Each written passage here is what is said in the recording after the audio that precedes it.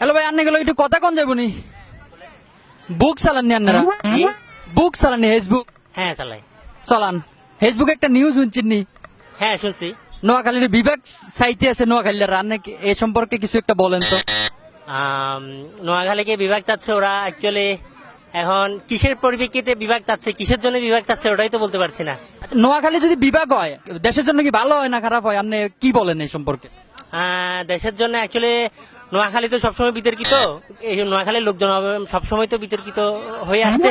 এখন ওরা যদি আলাদা বিভাগ চায়, কয়দিন পরে বলবে আলাদা দেশ চায়, ওরকম তো একটা বিষয় দাঁড়াতো। তাকে তো আবার একটা ভাষা আছে নোয়াখালী ভাষা, হানি বলে, তারপর টাকাটা বলে টিয়া। টিয়া টিয়া, রাইট রাইট। Yes. আন্নের কি মতামত ভাইয়া? আমার মতে তো হচ্ছে নোয়াখালীর মানুষ যে রকমের, ওদেরকে আসলে দেশ থেকে বের করে দেওয়া উচিত, বিভক্ত দূরের কথা।